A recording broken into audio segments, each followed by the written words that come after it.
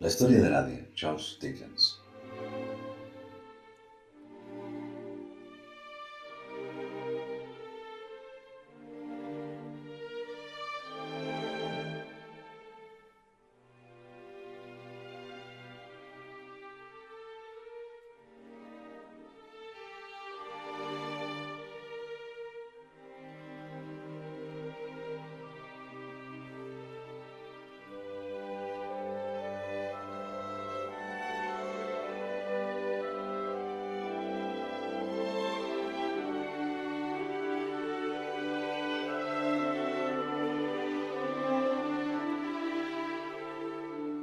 Vivía en la orilla de un enorme río, ancho y profundo, que se deslizaba silencioso y constante hasta un vasto océano desconocido. Fluía así desde el Génesis. Su curso se alteró algunas veces al volcarse sobre nuevos canales, dejando el antiguo lecho, seco y estéril, pero jamás sobrepasó su cauce y seguirá siempre fluyendo hasta la eternidad. Nada podía progresar dado su corriente impetuosa e insondable.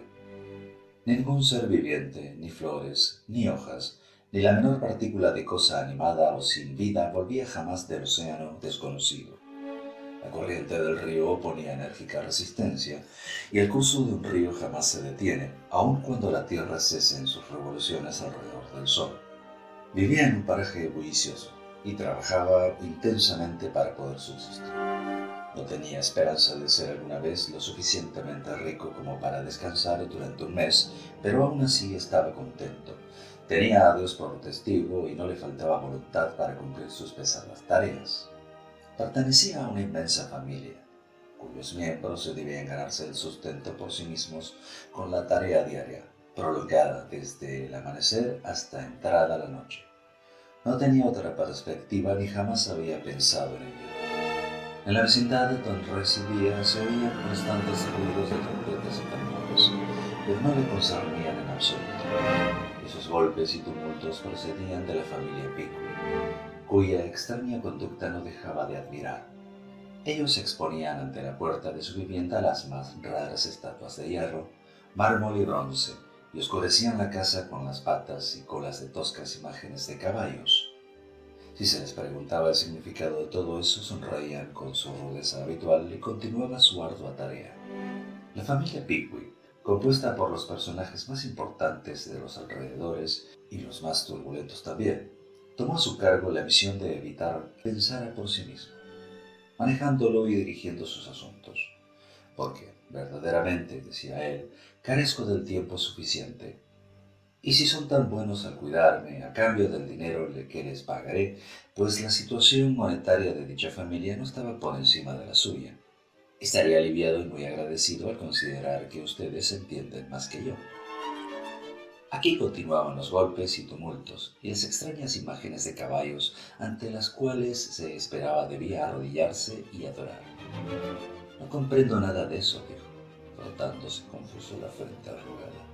Debe tener un significado, seguramente, que yo no alcanzo a descubrir.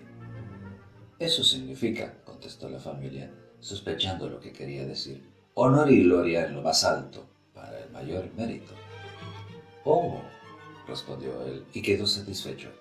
Pero cuando miró hacia las imágenes de hierro, mármol y bronce, no encontró ningún compatriota suyo de valor.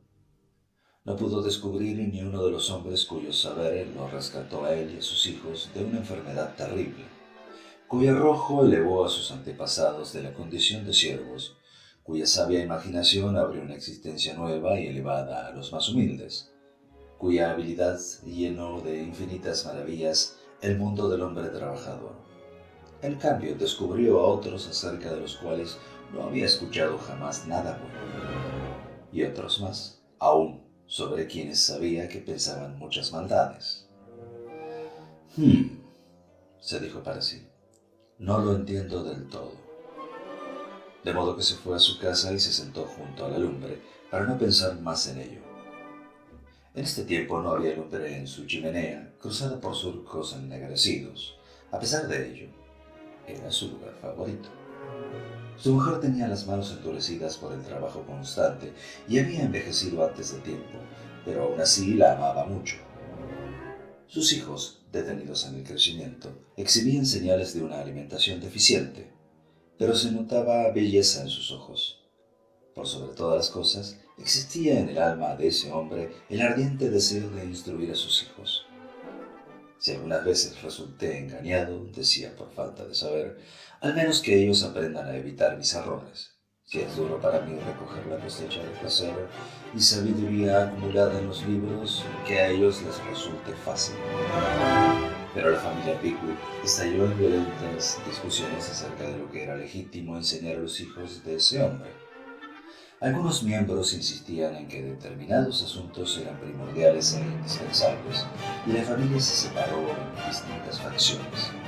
Escribió panfletos, convocó a sesiones, pronunció discursos, se acorralaron unos a otros en tribunales laicos y cortes eclesiásticas, se arrojaron barro y cruzaron las espaldas y cayeron en abierta pugna e incomprensible rencor.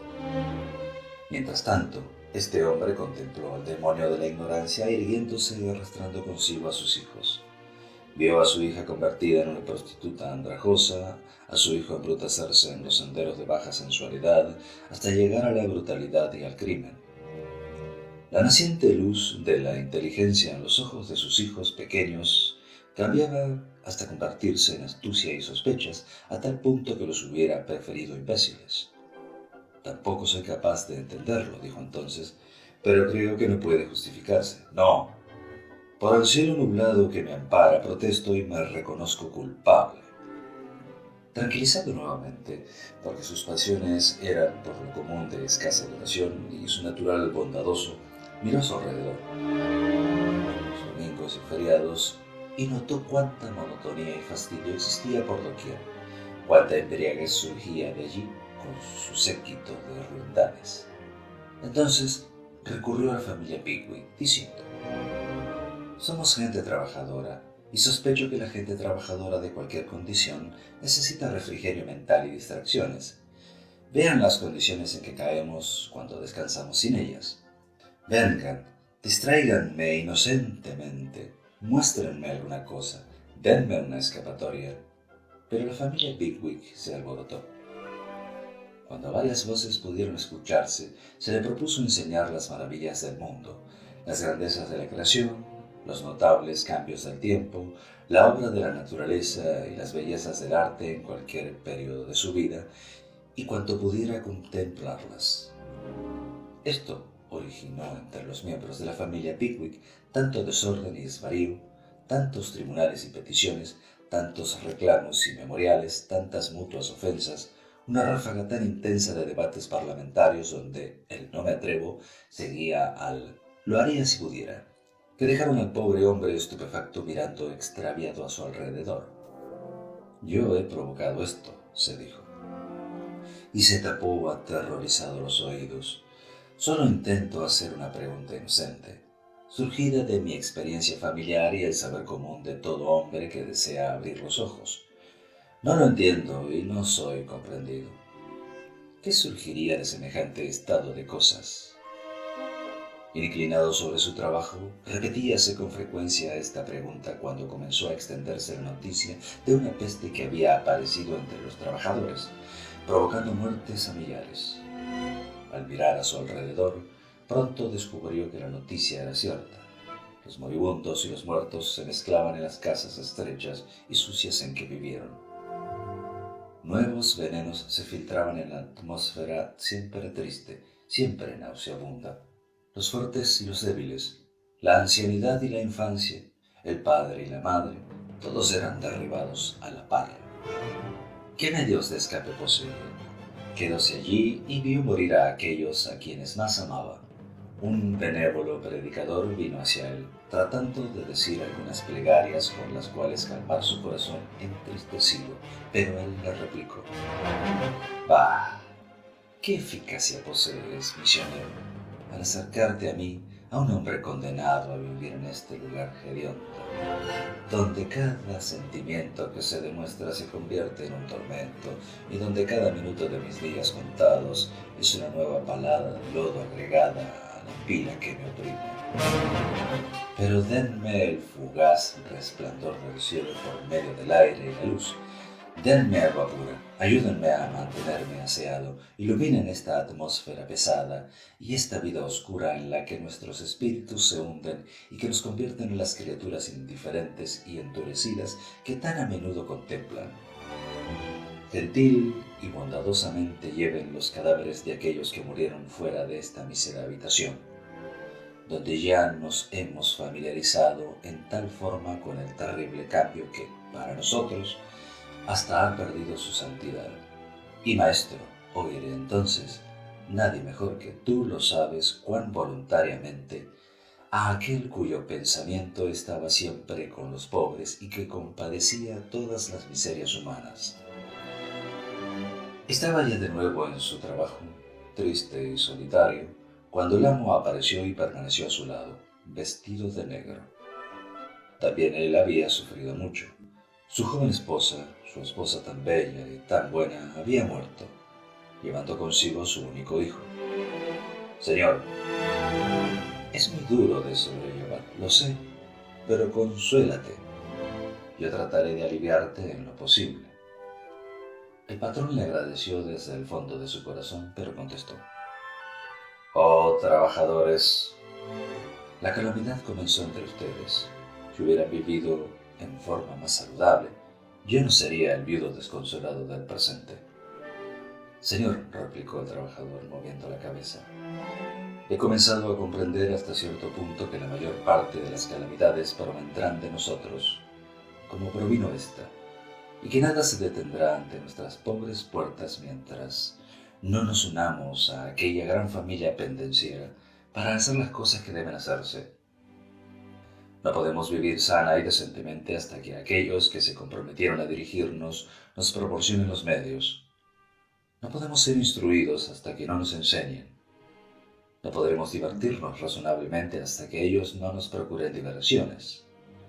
Solo podremos creer en falsos dioses en nuestros hogares, mientras ellos ensalzan a muchos de los suyos en todos los lugares públicos.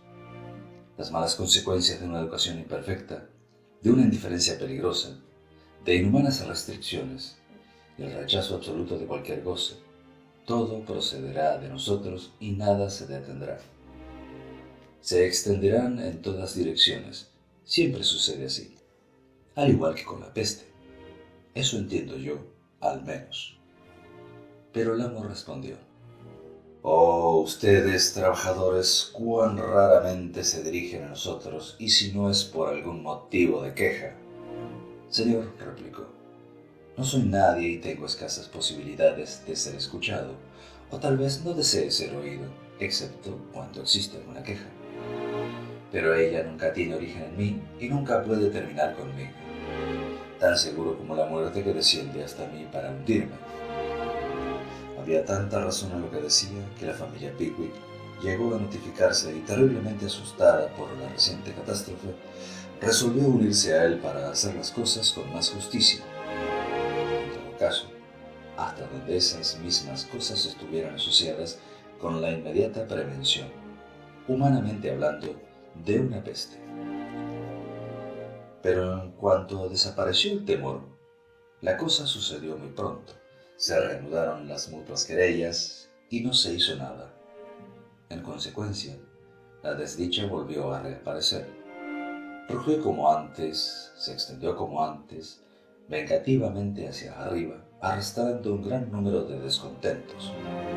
Pero ni un solo hombre entre ellos quiso admitir, aun en el más ínfimo grado, ser uno de los culpables. Por consiguiente, siguióse viviendo y muriendo en igual forma, y esto es lo primordial en la historia de nadie.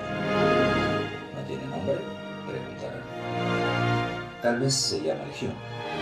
Importa poco cuál sea su nombre verdadero.